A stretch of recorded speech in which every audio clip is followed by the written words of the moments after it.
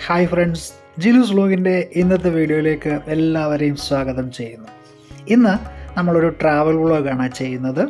അതായത് നമ്മൾ Northampton railway സ്റ്റേഷനിൽ നിന്ന് ബർമിംഗ്ഹാം ന്യൂ സ്ട്രീറ്റിലേക്കുള്ള ഒരു ട്രെയിൻ യാത്ര. ഇത് നോർത്താംപ്ടൺ റെയിൽവേ സ്റ്റേഷനാണ്. നമുക്ക് രാവിലെ 8:10 ട്രെയിൻ. അപ്പോൾ നമ്മൾ രാവിലെ എത്തി. ഇവിടെ വന്ന് നമ്മൾ ടിക്കറ്റൊക്കെ സ്കാൻ ചെയ്തതിന് ശേഷം പ്ലാറ്റ്ഫോം നമ്പർ 3 നമ്മുടെ ട്രെയിൻ കിടക്കുന്നത്. ഓൾറെഡി ട്രെയിൻ വന്ന് കിടപ്പുണ്ട്, നമ്മൾ കയറിയാൽ മാത്രം മതി. അപ്പോൾ ഇവിടെ നമുക്ക് 8:10 നമ്മുടെ യാത്ര ആരംഭിക്കുകയാണ്. നമ്മുടെ ട്രെയിൻ ഇവിടെ കിടപ്പുണ്ട്. ഇതാണ് നമ്മുടെ ട്രെയിന്. അപ്പോൾ നേരത്തെ ഒരു ട്രെയിൻ യാത്രയുടെ ഒരു വീഡിയോ ഇട്ടിരുന്നു. അപ്പോൾ നമ്മൾ ഇവിടുന്ന് യാത്ര തുടങ്ങുകയാണ്. ഏകദേശം 1 മണിക്കൂർ 15 മിനിറ്റോളം നമ്മുടെ യാത്രയ്ക്ക് ദൂരമുണ്ട്. അങ്ങനെ നമ്മൾ ബർമിംഗ്ഹാം സ്റ്റേഷനിലേക്ക് നമ്മൾ പോകുവാനായിട്ട് ട്രെയിനിൽ കയറുന്നു.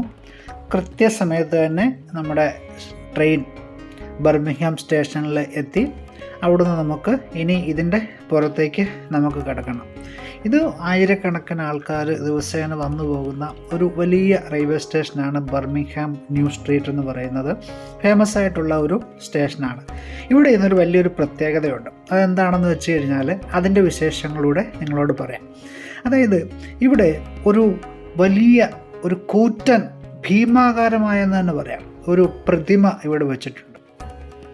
ഈ പ്രതിമയുടെ പേരെന്ന് പറയുന്നത് ഓസി ദ ബുൾ എന്നാണ്.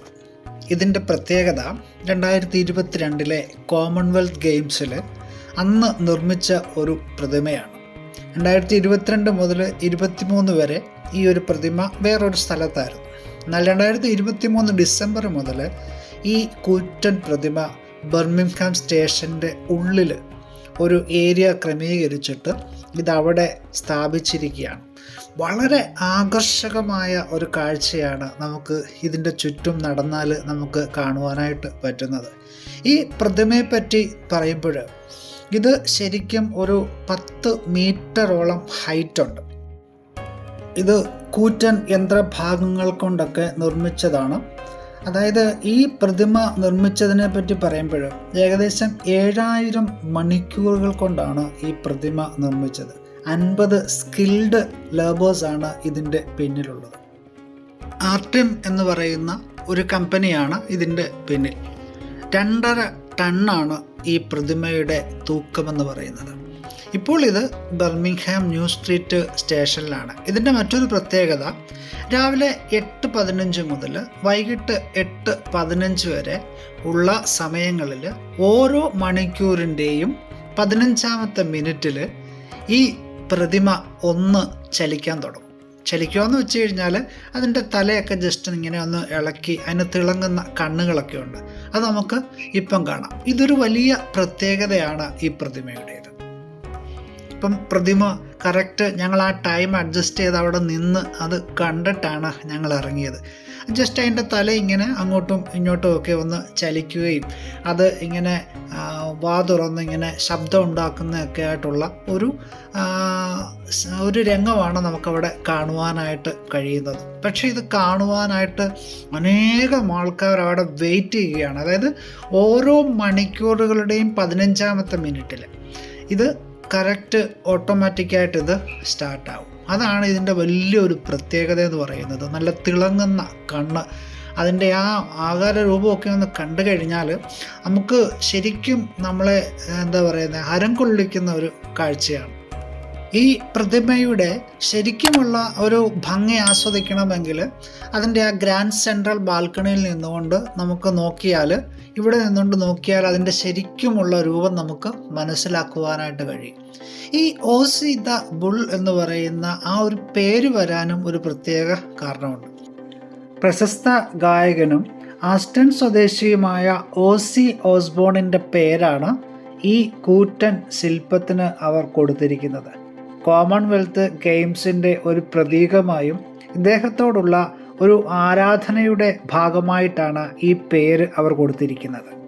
ഇവിടുത്തെ ജനങ്ങൾ ഇതിനെ വളരെ സന്തോഷത്തോടെയാണ് സ്വീകരിച്ചിരിക്കുന്നത്. അവരുടെ അഭിപ്രായങ്ങളൊക്കെ നമ്മളിങ്ങനെ ഗൂഗിളിനകത്ത് നോക്കുമ്പോൾ അവർ പ്രത്യേകം ഇതിനെപ്പറ്റി എഴുതിയിട്ടുണ്ട്. അതിൻ്റെ വാലൊക്കെ പ്രത്യേകത നിറഞ്ഞ, അതായത് വലിയൊരു ആങ്കർ ചെയിനാണ് അതിൻ്റെ വാലായിട്ട് അവരതിനെ സ്ഥാപിച്ചിരിക്കുന്നത്. ഇതിൻ്റെ ചുറ്റും ഇങ്ങനെ ഒന്ന് നമ്മൾ നടന്ന് അത് കാണാനുള്ള ഒരു കാഴ്ച തന്നെയാണ്. കോമൺവെൽത്ത് ഗെയിംസ് കഴിഞ്ഞിട്ടും ഇതിനെ ഉപേക്ഷിക്കാതെ അവർ ഇത്തരത്തിൽ കാത്തു സൂക്ഷിക്കുന്നതിൻ്റെ പിന്നിലുള്ള ആ ഒരു വലിയ ആകാംക്ഷ എന്ന് പറയുന്നത് ഇതൊക്കെ തന്നെയാണ്. എത്ര ദൂരത്ത് നിന്ന് വേണമെങ്കിലും നമുക്കിതിനെ വ്യക്തമായിട്ട് കാണാം. അപ്പോൾ ഞങ്ങൾ ഈ കാഴ്ചയൊക്കെ കണ്ടിട്ട് നേരെ സ്റ്റേഷന് പുറത്തേക്ക് പോവുകയാണ്. ഇവിടെ നിന്നും നമ്മുടെ യാത്രയെന്ന് പറയുന്നത് ബർമിംഗ്ഹാമിലെ കാഡ്ബറി വേൾഡിലേക്കുള്ള ഒരു യാത്രയാണ്. എല്ലാവർക്കും ഇഷ്ടപ്പെടുന്ന ഒരു നല്ല സ്ഥലമാണ്. അപ്പോൾ അങ്ങോട്ട് പോകുന്ന കാഴ്ചകളും അതിൻ്റെ വീഡിയോസുമൊക്കെ അടുത്ത ദിവസങ്ങളിലൊക്കെ നമുക്ക് പ്രതീക്ഷിക്കാവുന്നതാണ്. അപ്പോൾ തീർച്ചയായിട്ടും നിങ്ങൾക്ക് ഈ ചാനലിലെ വീഡിയോസൊക്കെ ഇഷ്ടപ്പെടുന്നെങ്കിൽ നിങ്ങളുടെ അഭിപ്രായങ്ങൾ അറിയിക്കണം. UK വഴിയോര കാഴ്ചകളും അതുപോലെ തന്നെ നല്ല നാടൻ റെസിപ്പി വീഡിയോകളുമൊക്കെയായിട്ട് വരും ദിവസങ്ങളിലൊക്കെ നിങ്ങളോടൊപ്പം ഞങ്ങളും കാണും. തീർച്ചയായിട്ടും നിങ്ങളുടെ അഭിപ്രായങ്ങൾ അറിയിക്കണം. വീഡിയോ ഇഷ്ടപ്പെട്ടെങ്കിൽ ലൈക്ക് ചെയ്യണം, കൂട്ടുകാർക്ക് ഷെയർ ചെയ്യണം. അഭിപ്രായങ്ങളൊക്കെ ഞങ്ങളെ എഴുതി അറിയിക്കണം. അപ്പോൾ നമ്മൾ വീണ്ടും അടുത്ത വീഡിയോസുമായിട്ട് എത്രയും പെട്ടെന്ന് എത്തുന്നതായിരിക്കും. അതുവരേക്കും എല്ലാവർക്കും good bye. Thank you so much. God bless you all.